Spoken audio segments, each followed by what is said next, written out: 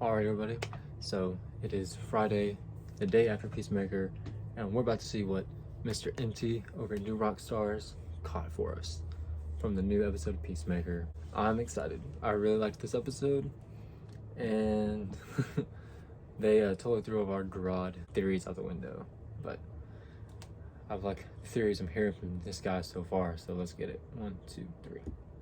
Welcome back to New Rockstars. It's me, MT, and this is a breakdown of Peacemaker Episode 5, Monkey Dory, which is quite the fitting title because, good lord, Yes, did it is. things get crazy in this episode of Charlie and the Chainsaw Factory. So, let's quit monkeying around and get it on like Donkey Kong, because all these sweet DC details and references that you missed are not going to break down themselves until, robots take over the world, and then maybe there'll be an algorithm. And we start off the episode with Peacemaker's super disgusting breakfast drink of eggs, hot sauces, and salt and pepper, which of course served to foreshadow Peacemaker's terrible bartending skills during him and Leota's nightcap at the end of the episode, but is also sort of reflective of Peacemaker's militaristic approach to how he ingests calories, with basically only consuming the bare essentials for optimum peacemaking. Like the fact that Chris doesn't even cook the egg, yet allows the butterfly to have his favorite breakfast, both shows how he kind of thinks that broken things deserve second chances, but also that he doesn't consider himself worthy of that second chance.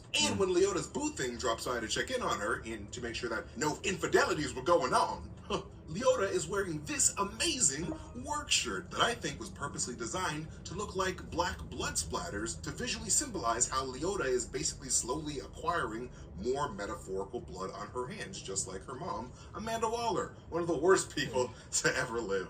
And when Leota texts with her mom, there are actually no previous texts in her history, meaning that they're probably set to automatically erase, a way of showing the heartless secrecy that she learned from Amanda Waller. And by contrast, the group later shows their family bonding by starting a group text chain, something that Leota never had with her mom, Amanda Waller. And when the team is getting a butterfly briefing from the disgusting strawed mouth of a butterfly in disguise that is Mern, we learn that billionaire CEO of Wearsoft, Alan Kupperberg, was a butterfly, which is a reference to DC Comics illustrator Alan Kupperberg, known for his work on comics like Firestorm, The Warlord, and Justice League of America, and is also the brother of DC Comics writer Paul Kupperberg, who was a creator of the DC Comics Checkmate, a small Task Force X offshoot team loosely monitored by Task Force X to go on missions to protect America's interests, and appears to be the very team the DCEU is setting up, with Peacemaker's off-the-book team set up and loosely monitored by Task Force X's Amanda Waller. So basically, Peacemaker's team is Checkmate. But anyways, during John Economos' masterful use of Microsoft PowerPoint, we do get the very important piece of information that butterflies can crawl up your butt, which seems just like a silly joke made on a presentation, but could actually be a hint towards how all of these butterflies have been able to spread around the world so quickly, probably just by traveling up through people's buttholes through the sewage systems of society. Invasion of the Butthole Snatchers. In a little fun animation that makes me detail that I uncomfortable. loved, Economos designed the 3D model to demonstrate the butterfly's booty entry to look super muscular. The exact freaky build of one Christopher Smith. A hilarious dig by Economos to, sort of get back at Chris for calling him Diebeard all those times. And when Vigilante mentioned that he thought that the man and the chimp in the presentation were friends, this could be a reference to DC Comics' Detective Chimp, a sentient chimp who works with humans to solve crimes.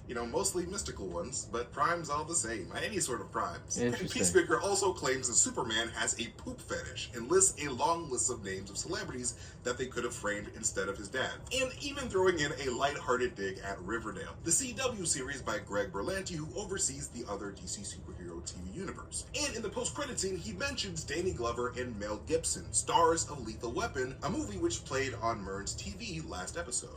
And in case you haven't seen him already, during the always amazing Peacemaker intros, Judo Master can actually be seen hiding in the background while people are dancing in a couple of shots. I saw that on Twitter, though. Because if there's anything I know about James Gunn, is that the man knows how to hide an Easter egg in plain sight.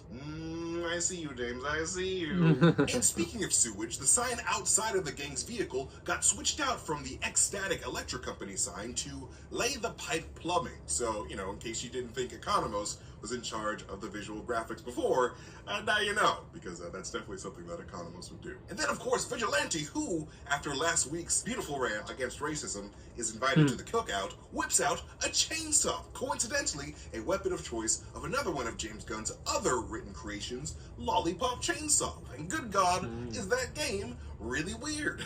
Really fun, but really weird.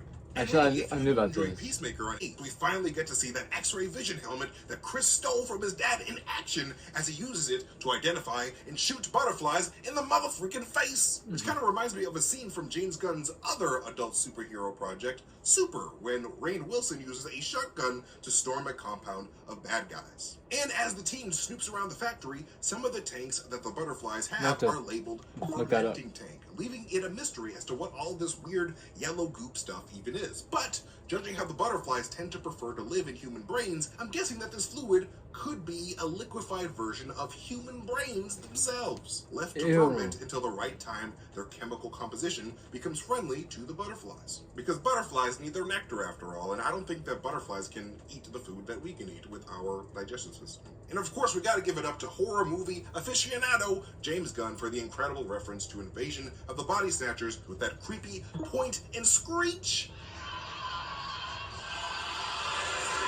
With, of course, Invasion of the Body Snatchers being one of James Gunn's top 4 favorite horror films from the 70s, alongside Jaws, The Brood, and Martin, George A. Romero's Martin, not Martin Lawrence's Martin.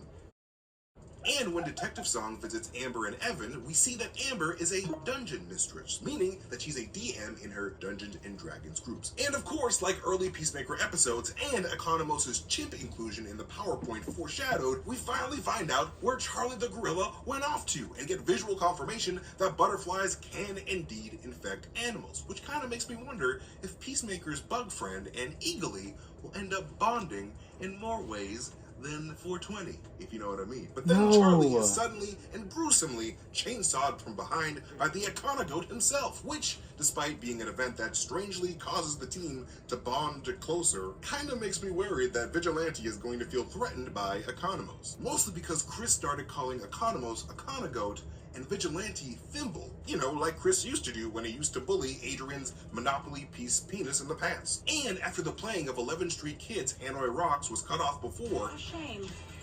We're here. the victorious return trip allows the team to fully rock out to it, like kids all coming home from school after making A-B honor roll and stopping for ice cream. And finally, we gotta close out this breakdown with the greatest and most exciting reveal in this entire episode. Fan favorite Batman villain Kite Man has been confirmed to be DCEU canon, baby. Like, this is literally the greatest day of my life. I've wanted a DCEU Kite Man forever, so all I need to do now is just see him. Because apparently, he was sort of Peacemaker's Joker with this newspaper clip and basically saying that Kite Man was the first person that Peacemaker took down. Like, all I really need now is for Augie's nosy neighbor to be confirmed as the Mad Hatter, and my life will be officially complete. I'll be able to die happy. But that is it for our breakdown of episode 5 of Peacemaker, Monkey Door. Interesting. I don't like the idea of Eagly being infected by the butterfly. It's almost kind of like the Chihuahua thing, when it's like, I don't know if it would fit. The butterfly seems to be pretty big, so I feel like it'd be very claustrophobic inside the head of an eagle. Unless eagles are bigger than I think. Yeah, I noticed the Kite Man thing too, and I was like, the only thing I know him from is Lego Batman. Some cool stuff. Thank you, Mr. MT, for the knowledge.